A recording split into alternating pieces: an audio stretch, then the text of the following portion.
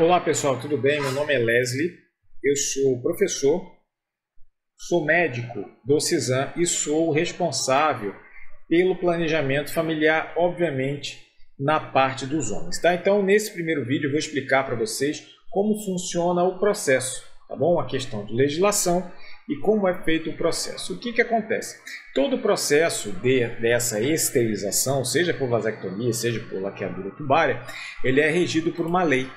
E essa lei é a lei de número 9.263 de 1996. Isso mesmo, 1996 foi a primeira vez que foi feita essa lei. A atual vigência dela, ela foi de 2022, que é a última atualização e redação dela. Então vamos lá, vamos explicar como é que funciona o processo lá no CISAM. Ele é muito simples, muito tranquilo de ser feito, mas a gente precisa observar essa lei que eu acabei de falar para vocês. Então, o que diz a lei? A lei diz que para fazer a esterilização, você tem que ter 21 anos e pelo menos 2 filhos. É isso mesmo, 21 anos e 2 filhos, tanto homens como mulheres. A lei é a mesma, é a lei de planejamento familiar. O que acontece? Durante esse processo, a gente tem que aguardar 60 dias da expressão da sua vontade de fazer a esterilização para a realização da cirurgia.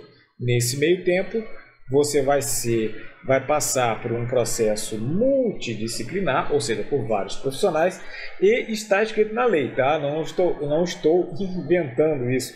Isso está na lei e quem quiser pode pegar e pode ler, tá? Está escrito aqui, eu vou ler aqui, entre aspas, inclusive aconselhamento por equipe multidisciplinar com vistas a desencorajar a esterilização precoce, fecha aspas. Ou seja, a lei ela é feita justamente para que possa desencorajá-la. Então, não fiquem chateados com a gente por conta desse processo. O processo, infelizmente, é assim mesmo. Mas veja bem, antigamente era pior, a idade era maior, 25 anos e tudo mais, então a coisa vai se atualizando. Aí os senhores me perguntam, e para mim o que eu acho? Eu acho que a nossa próxima etapa é desmembrar a esterilização masculina da esterilização feminina. Mas é uma questão de legislação. Nós não fazemos leis, quer dizer, pelo menos a maioria de nós, né, quem estiver assistindo aí talvez faça, né? Então a gente tem que segui-las. Então a gente precisa desses 60 dias. Então como funciona lá no CISAM?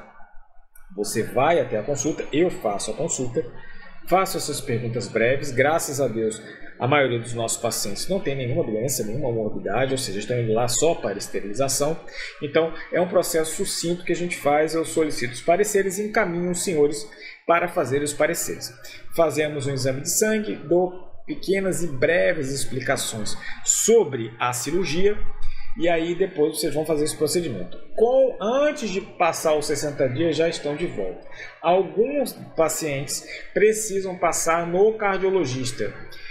Por que isso? Ou eles têm alguma doença, seja hipertensão, seja diabetes, enfim, alguma doença que demande ter que passar no cardiologista, mas não são todos, tá? A gente vai ver caso a caso. Depois que tiver tudo pronto, nós vamos conversar sobre detalhes da cirurgia. Uma pergunta que sempre fazem: como é feita a cirurgia? Vou explicar um pouco mais à frente. Se você está aqui aguardando, espere mais um pouco no final do vídeo. Na segunda parte do vídeo, perdão, vai estar lá para a gente explicar direitinho como é feita a cirurgia, ok? Então, algumas pessoas não conseguem fazer a cirurgia no CISAM. Por quê? Porque se você tem alguma cirurgia feita genital ou necessita de uma anestesia mais complexa, não pode ser feita lá. Nós fazemos apenas com anestesia local, um procedimento mais simples. Então, se você tiver alguma doença, fez alguma cirurgia já na bolsa escrotal antes, aí talvez a gente não consiga fazer. Mas os casos são muito raros, a gente vai examinar e vai dizer quem não consegue fazer, e a gente já faz um encaminhamento para o Oswaldo Cruz, e lá eles vão conseguir fazer, porque eles têm mais recursos, conseguem um anestesista, enfim, a gente consegue fazer lá, não há nenhum problema, tá bom? Então, passar dessa lei. No CISAM você vai passar por uma consulta com a psicóloga, tá? Com o assistente social e com a enfermagem. Vai assistir uma palestra, vai ver tudo, vai ver, tem essa possibilidade, a sua esposa, blá, blá, blá, blá, blá. Pois bem, não desistiu, passou por tudo, volta para mim. E aí é comigo mesmo a marcação da cirurgia. Sou eu que marco. E aí a gente vê quanto tempo, a data que você vai fazer, quando você pode fazer e qual é a dispensa. Sim, você vai ser dispensado, vai ter um atestado no pós-operatório. Dependendo da sua função de trabalho, ela pode variar entre 3 e 7 dias. Vamos falar um pouco agora sobre a cirurgia. A cirurgia é feita direto na bolsa escrotal. Vou botar uma imagem para vocês olharem. Vem comigo.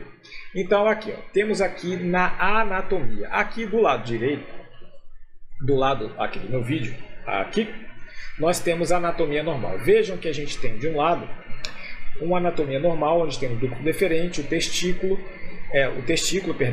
o epidídimo e o ducto deferente, esse que está mais escuro, está em marrom. Nesse marrom, a gente onde vão os espermatozoides. Então eles saem da bolsa escrotal, saem do testículo e vão por esse canal chamado ducto deferente, como está ali. O que nós fazemos? Nós entramos de um lado e do outro, fazemos como está ali do outro lado. Uma pequena incisão com anestésico local, vamos puxar e vamos ligar esse canal deferente. E aí os espermatozoides não passam mais. Mas atentem. E isso eu queria chamar muita atenção de vocês e peço um pouco mais de atenção aqui. O ducto deferente, percebam que mesmo cortado, ele tem a parte que já passou. Ou seja, espermatozoides que já passaram nesse trajeto. E é por isso que mesmo após a cirurgia, a gente recomenda que continue usando o contraceptivo até que nós possamos liberar as relações sem contraceptivo, ok? Se não, se for recente, pode engravidar sim a sua esposa, a sua mulher, a companheira, enfim, durante esse período, ok? Então, faça um procedimento, siga as nossas orientações que vai dar tudo certo. Principais complicações: infecções locais, que eu confesso que eu não me lembro de ter visto, realmente não me lembro. Sangramentos locais, em geral, são autocontrolados e não trazem grandes complicações. E a terceira é a recanalização espontânea, isso mesmo. Pode recanalizar espontaneamente durante o processo de cicatrização. Quanto faz isso? A literatura fala em 1%. Vou explicar como funciona. Durante a fase de cicatrização, você tem a fase inflamatória. Então ele pode cicatrizar e pode juntar. 1% dos pacientes pode ocorrer. Então, esperem o espermograma. Tá bom? Esperem o espermograma. Complicações mais raras eu não vou citar aqui, porque elas são extremamente raras, mas podem acontecer. Aí você me pergunta, e a dor no pós-operatório? A dor no pós-operatório é muito pequena, mas uma das coisas que melhora a dor é a elevação do testículo. Então, suspensório escrotal. Digamos que essa minha mão seja a bolsa escrotal e a gente eleva a bolsa escrotal para ela ficar junto do púbis. Veja bem, não é apertado e nem é frouxo, é justo. E é uma das coisas que melhora demais a dor. É o que mais a gente tem bons resultados com a melhora da dor. A gente vai recomendar isso já nas cirurgias, já vai para a cirurgia. Quando você for para essa cirurgia, tem que levar, além do acompanhante, né? além do suspensório, perdão, pode ser uma sunga mais justa, aquelas shorts térmicos ou uma sunga, não há problema, uma cueca mais justa, é só o mecanismo de manter o testículo elevado. Levar um acompanhante é importante e, obviamente, aparar pelos, tomar banho, coisas que são óbvias que a gente não precisa nem citar aqui, mas a gente cita só porque tem que citar, ok? Então a gente vai e faz a cirurgia. Lá na hora você vai deitar, vai estar nu, obviamente, vai estar totalmente monitorizado e a gente vai fazer a cirurgia, procedimento, que eu vou colocar um vídeo só sobre a cirurgia aqui, para que você possa ver e você possa depois tirar suas dúvidas. Se tem dúvida, na consulta a gente tira, tá bom? E aí, há uma pergunta que as pessoas fazem também, que eu deixei agora, que era para que você pudesse ver tudo de propósito. Como é que eu começo o meu processo? É muito simples, você vai chegar cedo no Sizam, você homem, cedo no Sizam, vai pedir para abrir um número, uma ficha, porque eu preciso do prontuário, eu não posso fazer o seu processo sem o prontuário. E eu vou lhe atender, as datas vão estar lá já agendadas, né? Tá? As datas certinhas já estão lá, eu vou lhe atender e dar a abertura para esse processo. Ok? Então, chegou cedo, abriu o prontuário, eu lhe atendo. Não precisa de encaminhamento.